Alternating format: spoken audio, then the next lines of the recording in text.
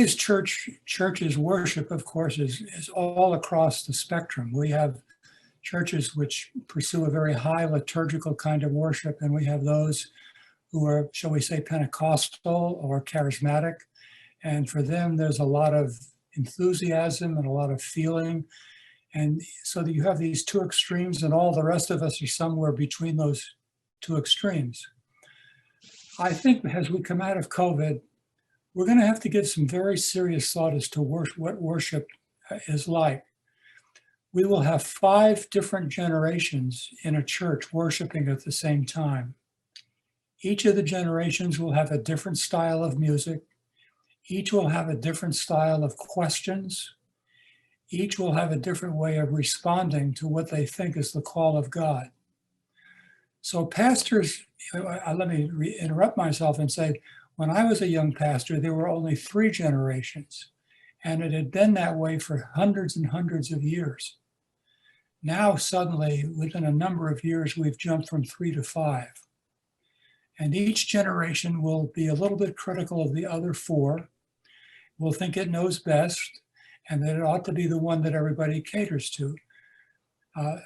When Gail and I go to church on Sunday morning, I don't mean this to be critical, but there's almost nothing in the worship service that fits the kind of people we are or the age we are. They never sing our songs. They have different themes for prayer. They have different ways of connecting with each other. So we have some debating to do in the coming decades. It'll take another 30 or 40 years for us to figure out how churches want to worship. Let me add one more thought onto this. I didn't mean to go that far on that theme. Probably the greatest single worship service, at least in my opinion, in all of the Bible, is the worship service of Isaiah in chapter 6 of Isaiah, the book of Isaiah. He shows us how people worship the living God in his splendor and glory. He talks to us about how people are to confess their sin and receive forgiveness. He talks about how they should hear the voice of God and be sent out to serve Jesus on a regular basis. And if you take those 3 or 4 ideas and you make them the basic core, then you build worship of different kinds around them. And you can bring some pleasure to people's worship through the generations. But I can tell you that here in America, pastors are going through a terrible time trying to figure out what's best for them and their people. And they tend to want to do something for everybody, and the result is it becomes something for nobody.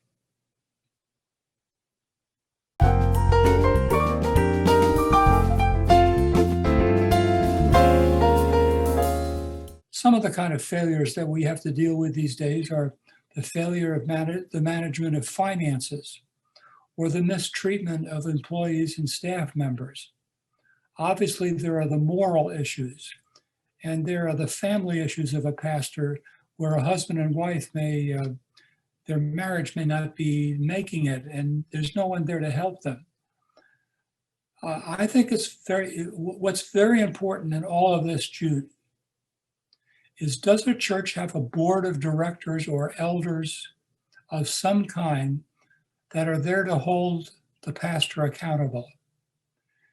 Most of the problems we have in churches in America, and I should say not just churches, but organizations, most of the problems rise when you have weak boards, when there's no man or woman or group that's looking into the situation, confronting places where there's sin, and helping people who are serving to stay strong in the Lord. So I think coming out of COVID, we have to take a fresh new look at how the church is structured and how we employ our pastors and other people on the staff, and be prepared to rebuke and hold them accountable, or to encourage them and protect them when things are going well.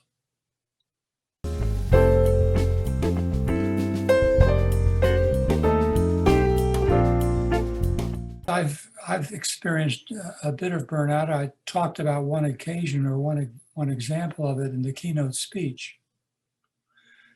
There have been probably 2 or 3 other times when I felt fatigue. I felt like my emotions just were not strong and being well cared for. But I think anybody in a hard job, in a fast-moving job, is probably going to feel burnout of some kind 2 or 3 times in a lifetime. What Gail and I discovered over the years, first of all, was the importance of a strong marriage. And we weren't the perfect marriage, but we, especially in the second half of life, we began to build into our relationship structures which have never failed us yet. The second thing we found that was very important, and I discovered this about the age of 40, was I needed to have at least 5 good male friends. Gail probably has about 50 of those kind of friends among women. I'm fortunate to have 5. Men don't make many more friends than just 5. I'm talking about very strong, deep personal friendships. There can be a lot of other men friendships, but they're not strong. So when I was about 40, 42 years of age, one of the ways I treated burnout is I went out and I found 5 men who would be my friends. We were all about the same age, and now 3 of them are gone. And at 83, the sad thing is you don't make new friends very easily when you're this age, but you try anyway. The third thing I've learned about burnout is to take Sabbath as a principle seriously, to make sure that on a regular basis, there are times to step back from the work, to be with your spouse and to have a good time together, to go off on things that provide recreation, to have quiet so that you can read and study. So on a regular basis, I try very hard to have short and long Sabbaths. And if you do that on a regular basis, burnout's not going to be a problem.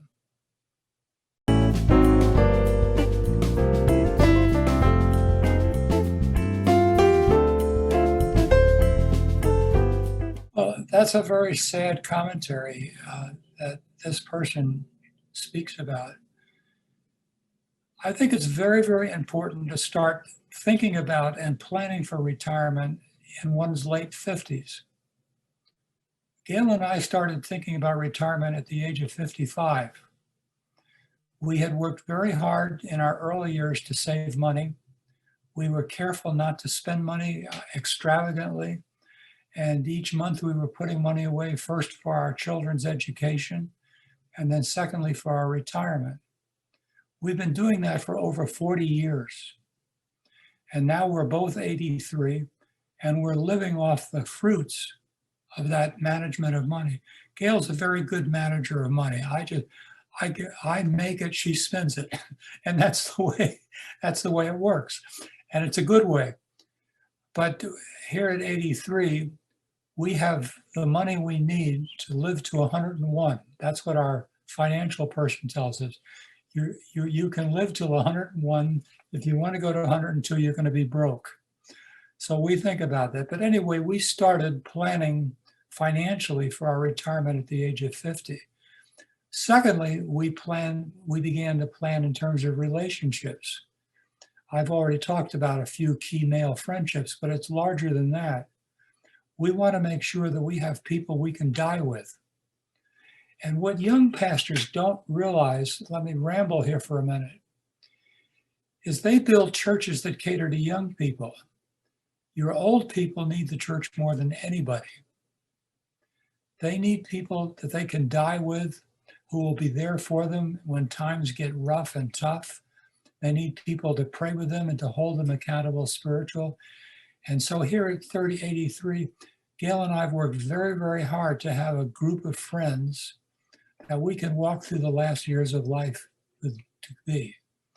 The last thing I'd say, and I could talk about this for an hour, but when you're 83, you start thinking a lot about heaven. When I was 40, I didn't think about heaven much at all.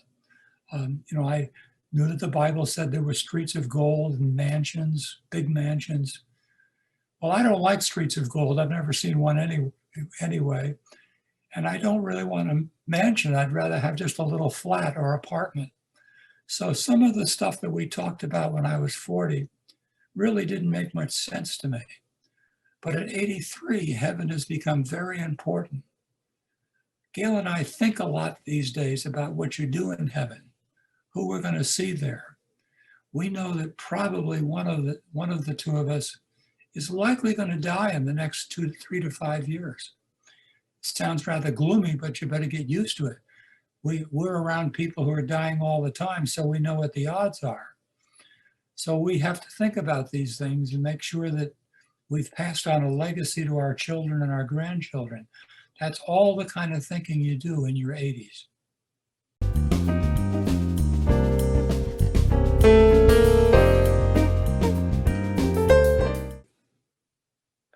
It does recognize the fact that as you go through the years, some people can be extremely successful, very well known, everything they touch works.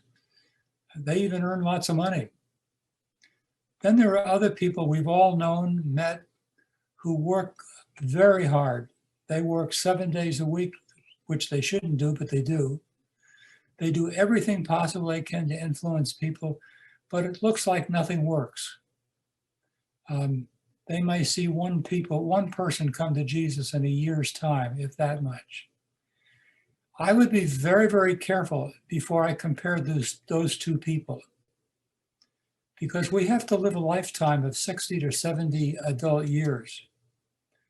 And sometimes the best things that happen to us happen in the last years. So I want to be very careful when I look at a man or a woman at the age of 45 and say, well, they're fruitless, because they may be building up to something that's very powerful. I wrote down on a piece of paper for this question, most people have never heard the name Mordecai Ham. He was an evangelist that preached all across the southern part of America in the 1940s, 30s and 40s, but he was not known at all. You would not have been wrong if you'd said, this man looks fruitless to me. But one day he went to a place in North Carolina and he preached the gospel. And a young boy about age 15 or 16, went forward and received Christ. His name was Billy Graham. And God used him to win tens and tens of thousands of people around the world to Jesus. So how did Billy Graham meet Jesus? A man who seemed fruitless. His name was Mordecai Ham. What I've learned in my years of ministry is be very careful what you think success is. I've had a large church with several thousand people. I've had a large staff. I've had the privilege of writing some books. God has given me an opportunity to do a lot of wonderful things over the years. And yet when I ask myself, what's the fruit I'm most delighted in? I will think about 100 young people or adults that Gail and I invited to our home, 15 at a time, for a year at a time.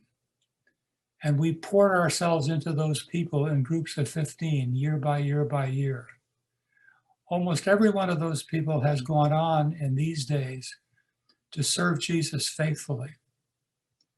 And so I think about the thousands that I've preached to and the thousands who have read my books. I don't know where they are.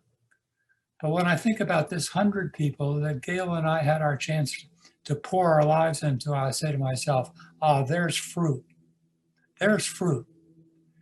And when I get to heaven, if God asks me, where was the fruit in your life? I'm going to start with those 100 people.